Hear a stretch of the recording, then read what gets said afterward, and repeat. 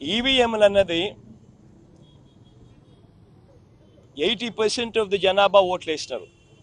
Record polling 80% జనాభా వెళ్ళి polling బూత్లో బటన్ నొక్కినారు. బటన్ నొక్కిన తర్వాత వాళ్ళు ఏ పార్టీకి ఓటేశారని వీవీప్యాట్లో వాళ్ళకి కనిపిస్తూ ఉంది.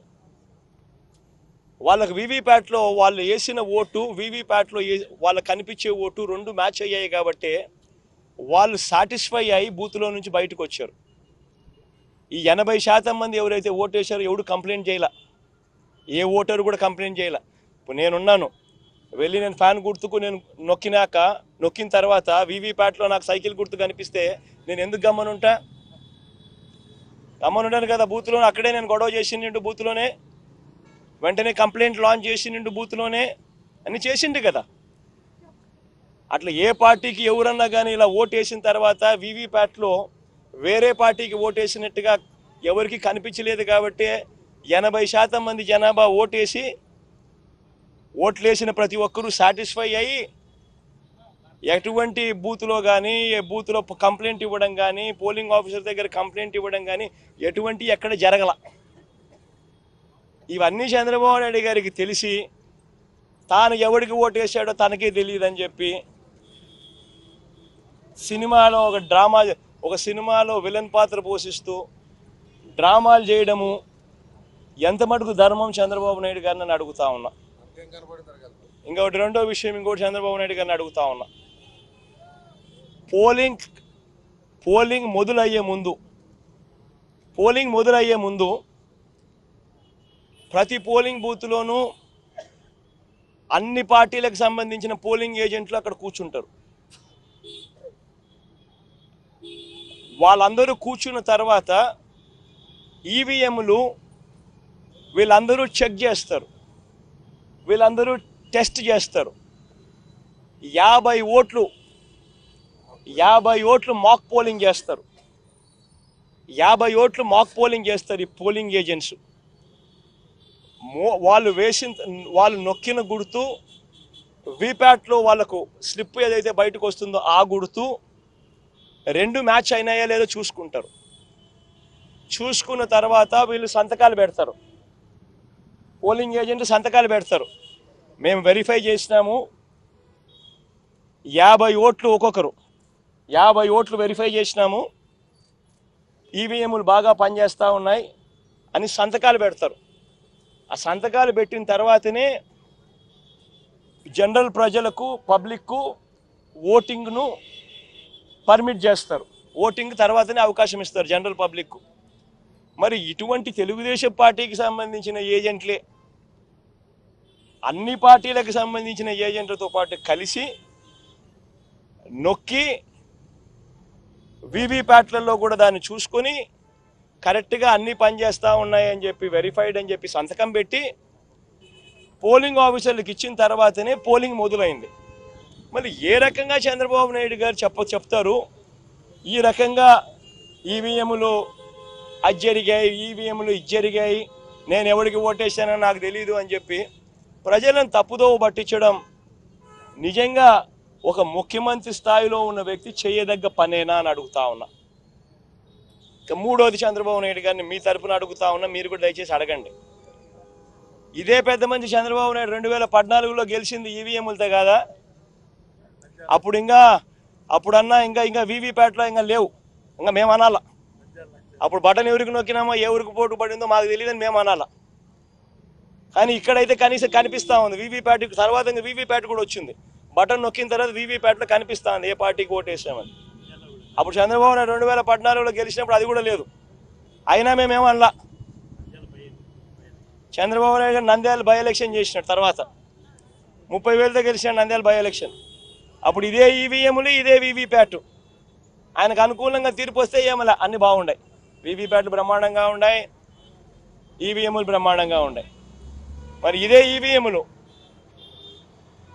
జనరల్ ఎలక్షన్స్కు 3 నెలల ముందు రాజస్థాన్, ఛత్తీస్గఢ్, మధ్యప్రదేశ్ 3 రాష్ట్రాలలో కాంగ్రెస్ పార్టీ గెలిచింది, ఇంక్లూడింగ్ కర్ణాటకలో కూడా 4 రాష్ట్రాల్లో కాంగ్రెస్ పార్టీ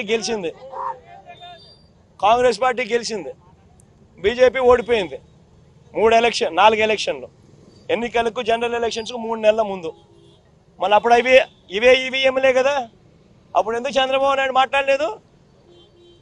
ఒక ముఖ్యమంత్రి స్థాయిలో ఉన్న వ్యక్తి ప్రజలు తనను వ్యతిరేకంగా ఓటు వేస్తున్నారు అని చెప్పి తెలిసి ప్రజల గాలి తన వైపు లేదు అని తెలుసుకొని ఎంతటి దారుణంగా డెమోక్రసీని అవహేళన చేస్తూ ప్రజల తీర్పును అవహేళన చేస్తూ మాట్లాడుతూ ఉంటే ఈ మనిషి నిజంగా మనిషేనా అని అడుగుతా ఉన్నా. తాను గెలిస్తే ఏమో అన్నీ బాగున్నట్టే, తాను ఓడిపోతే మాత్రం ప్రజలు ఓటేయలేదు అనే మాట ఒప్పుకోకుండా ఈవీఎంల మీద నెపాన్ని నెట్టడం. ఈయన బుద్ధి ఈ 5 ఏళ్ళు చూస్తే ఈయన బుద్ధి అయ్యేది. గెలిస్తే సింధుకు నేనే బ్యాడ్మింటన్ నేర్పించిన, బిల్ గేట్స్ కంప్యూటర్ ఎలా నొక్కాలో నేనే నేర్పించిన, సెల్ ఫోన్ నేనే కనిపెట్టా.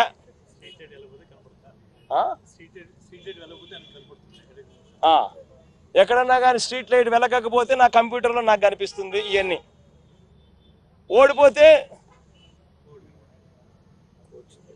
ఓడిపోతే సింధు కోచ్ తప్పు,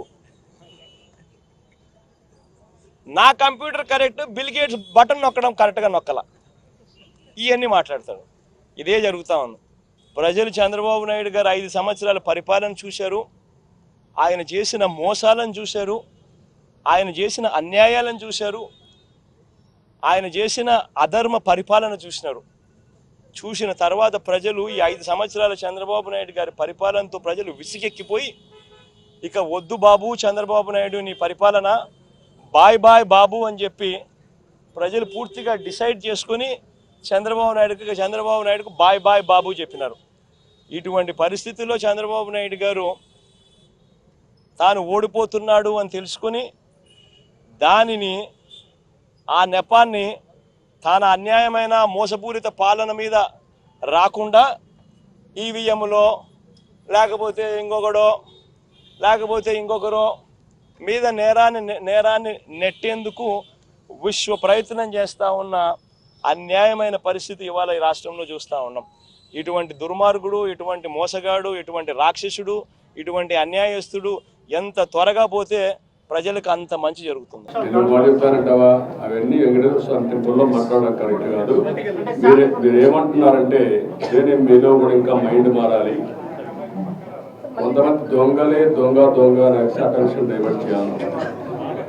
అలాంటి వారికి నేను సమాధానం చెప్పాలి. పరిపాలన ఏంటంటే చేసి చూపించిన వాడిని, ముఠా నాయకులను చేసిన వాడిని, సంఘ విద్రోహ శక్తులను చేసిన వాడిని, రౌడీ అనేవాడు లేకుండా చేసిన వాడిని, కమ్యూనల్ వైలెన్స్ కంట్రోల్ చేశాను, తీవ్రవాదుల మీద పోరాడితే నేనే ప్రాణాన్ని ఇచ్చుకున్నాను. అదే మరి రాజకీయ ముసుగులో నేరస్తులు ఆ విషయం గుర్తుపెట్టుకోండి. నేను ఒకటే చెప్తున్నా, ఎవడైనా సరే నేరాలు చేసి వేరే వాళ్ళ మీద తప్పించుకోవాలనుకుంటే మాత్రం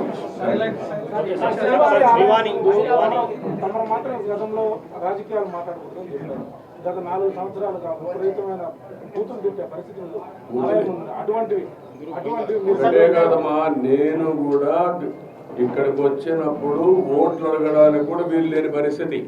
నేను ఎలక్షన్ అప్పుడు కడవప్పుడు నేను ఎప్పుడు రాజకీయం చేయలేదు. అలాంటివన్నీ చూసాం.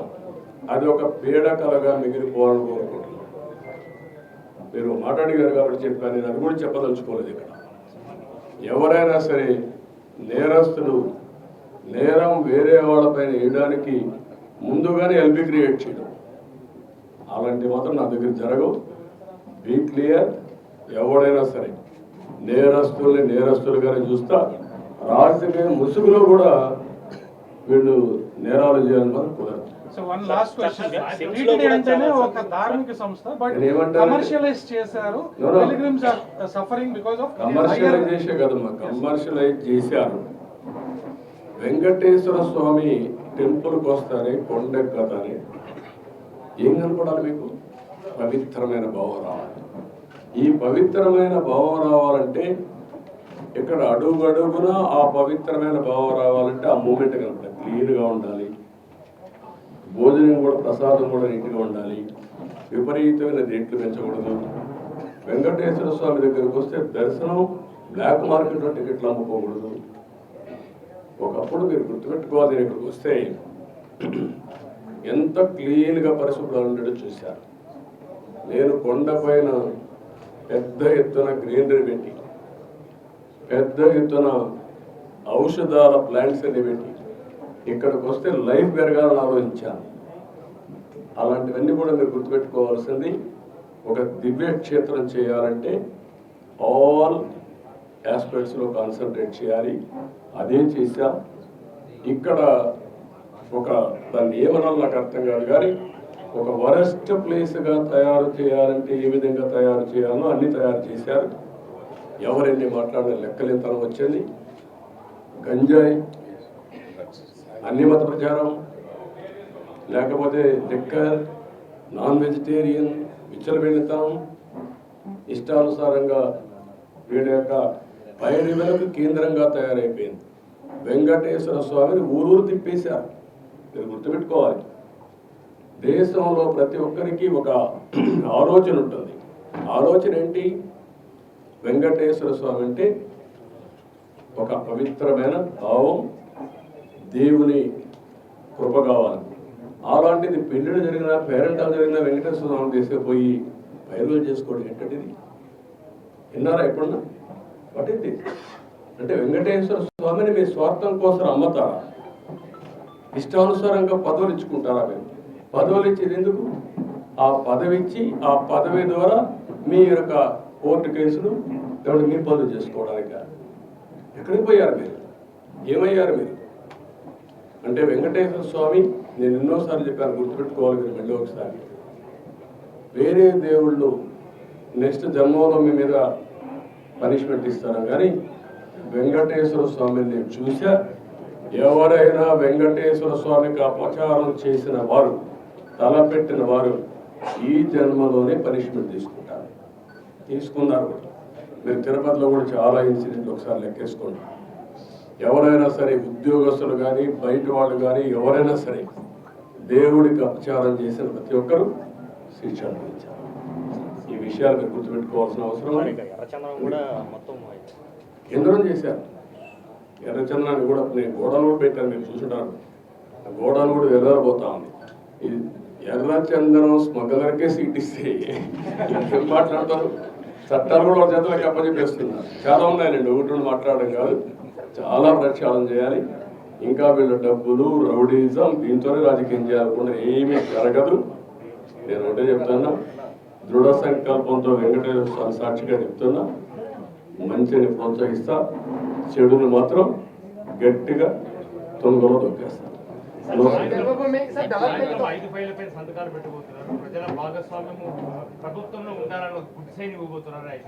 చెప్తారు కదా, అన్ని చూస్తారు కదా, మీరు అన్ని చెప్పాల్సిన లేదు. భోంచే ముందు రుచి ఎందుకు కాదు. నేను ఒకటే చెప్పా, 1.0 చూశారు,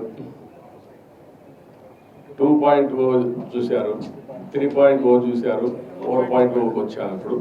ఇప్పుడు మీరు చూడబోతారు. ఇప్పుడు అందుకని అందరికి అపీల్ చేస్తున్న, ఆఫీసర్లు కూడా, ఎంప్లాయీస్ కూడా అపీల్ చేస్తున్నా, రాజకీయ కార్యకర్తలకు అపీల్ చేస్తున్నా. నష్టపోయాం, ఈ నష్టాన్ని రికవర్ చేసుకోవాలి. అందరూ కూడా కలిసి పనిచేద్దాం.